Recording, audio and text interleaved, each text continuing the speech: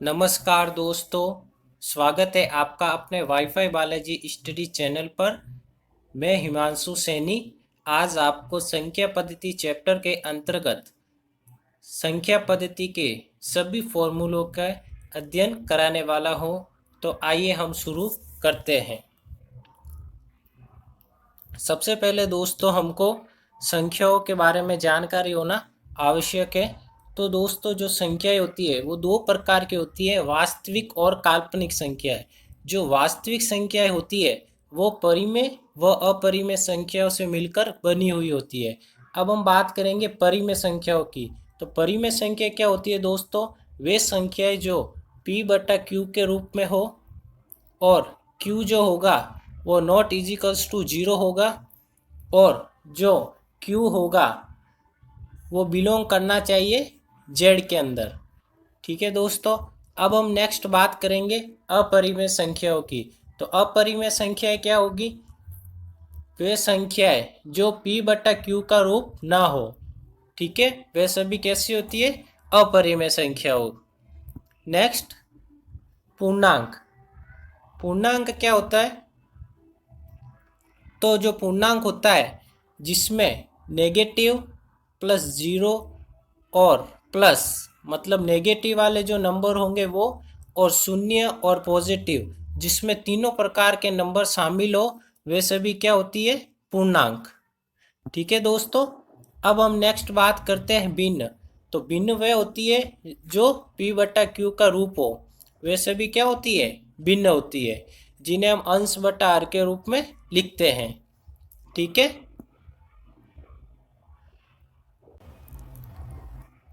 अब हम नेक्स्ट बात करेंगे पूर्ण संख्याएं। तो पूर्ण संख्याएं क्या होती है? वे संख्याएं जो 0 से शुरू होती है, वे सभी क्या होती है? पूर्ण संख्याएं। ठीक है। तो वे सभी संख्याएं जो 0 से शुरू होने वाली सभी संख्याएं क्या होती है? पूर्ण संख्याएं।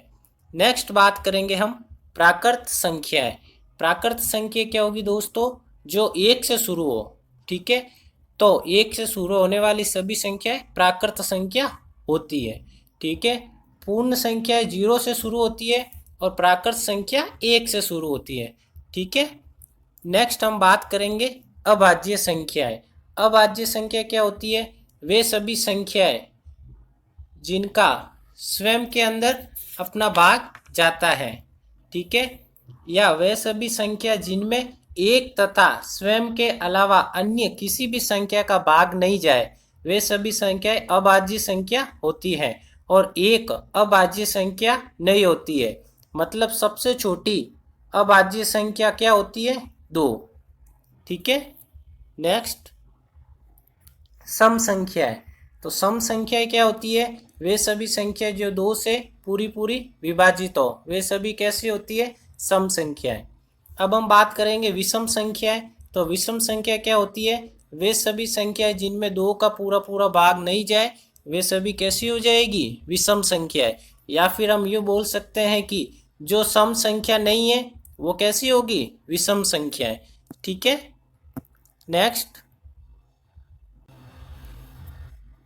नेक्स्ट हम बात करेंगे अंकों का शुद्ध मान व जातीय मान।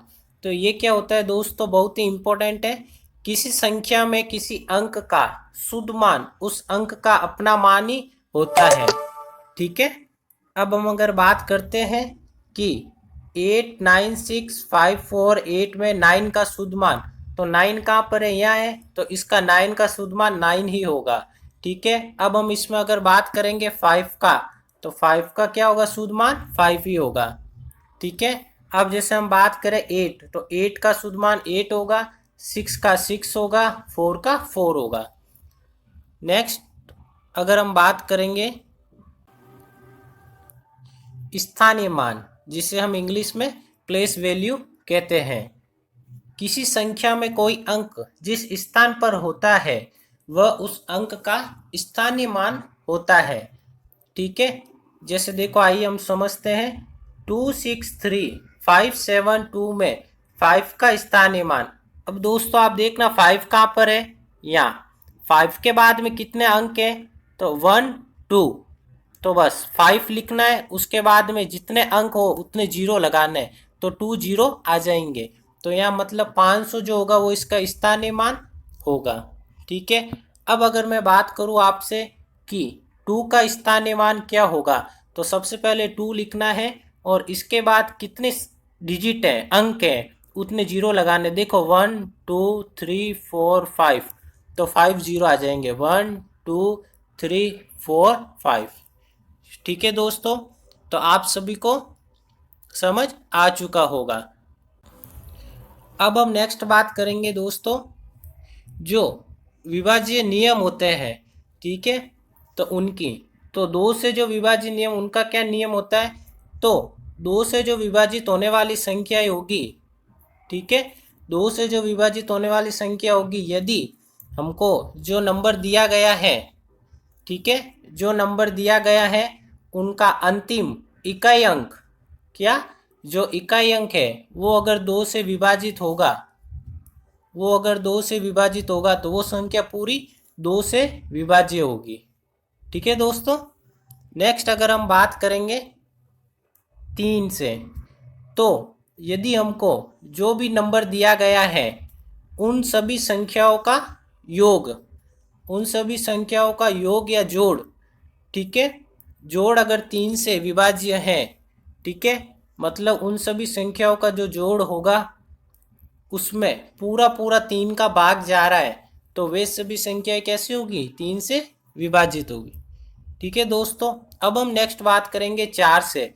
यदि दोस्तों अंतिम अंक, मतलब कोई भी जैसे नंबर दिया गया है 1 4 3 5, अंतिम दो अंक, अंतिम दो अंक में 4 का भाग जा रहा है, तो मतलब पूरी संख्याओं में 4 का भाग जाएगा। नेक्स्ट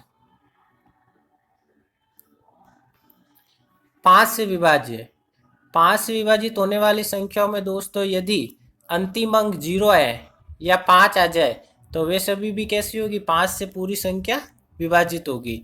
अब हम अगर नेक्स्ट बात करेंगे 6 की, तो दोस्तों 6 हम जानते हैं, इसके अगर हम करें तो क्या हो जाएगा, 2 गुणा 3 होता है, ठीक है, फैक्टर करेंगे तो 2 गुणा 3 हम लिख सकते हैं 6 को, यदि वे संख्याएं 2 से भी विभाजित हो और 3 से भी विभाजित हो, तो इसका मतलब पूरी संख्या 6 से विभाजित होगी। ठीक है। अब हम नेक्स्ट बात करें 8 की, तो किसी भी संख्याओं में अंतिम 3 अंक, ठीक है, अंतिम 3 अंक यदि 8 से पूरा पूरा भाग जा रहा है, तो इसका मतलब है पूरी संख्या 8 से विभाजित होगी। ठीक है। अब अगर हम बात करेंगे नेक्स्ट 10 से विभाजित होने वाली, तो 10 से विभाजित यदि अंतिम अंक 0 है, तो वो पूरी संख्या 10 से विभाजित हो जाएगी। ठीक है। अब अगर हम बात करेंगे, सॉरी ये 9 का हमने नहीं बता पाए, तो 9 की बात करें यदि हम, तो पूरी संख्याओं के अंकों का योग, ठीक है, जो अंकों का योग है उसमें अगर 9 का भाग जा रहा है, तो इसका मतलब पूरी संख्याओं में 9 का भाग जाएगा। अब अगर हम बात करें दोस्तों 11 में, तो 11 का नियम थोड़ा अलग है। इसमें हमको क्या होता है, जो संख्या दी गई है, ठीक है, जैसे जितनी दी गई है, तो सबसे पहले सम सम संख्याओं को जोड़ दीजिए प्लस विषम संख्याओं को जोड़ दीजिए, उनका जो अंतर होगा वही क्या होगा, अगर उसमें भाग 11 का जा रहा है, ठीक है ना, मतलब जो सम संख्या और विषम संख्याओं में जो अंतर है उसमें अगर 11 का भाग जा रहा है, तो इसका मतलब पूरी संख्याओं में 11 से विभाजित हो जाएगी। ठीक है दोस्तों, तो आप सभी को समझ आ चुका होगा। अब दोस्तों अभी तक हमने संख्याओं के बारे में अध्ययन किया था। अब हम बात करेंगे कुछ महत्वपूर्ण सूत्रों की जो आपको याद करने होंगे। तो सबसे पहले हम बात करेंगे n तक की, लगातार n तक की प्राकृत संख्याओं का योग। तो दोस्तों ये क्या होता है, n+1 बट्टे में 2, ठीक है, n+1 बट्टे में 2, ठीक है। जैसे यदि हमको 1 2 3 4 और ये चलती जाए संख्या, मान लो 100 तक हमको ज्ञात करना है, तो इसका प्राकृत संख्याओं का योग क्या होगा? 100 गुणा 101/2। ठीक है।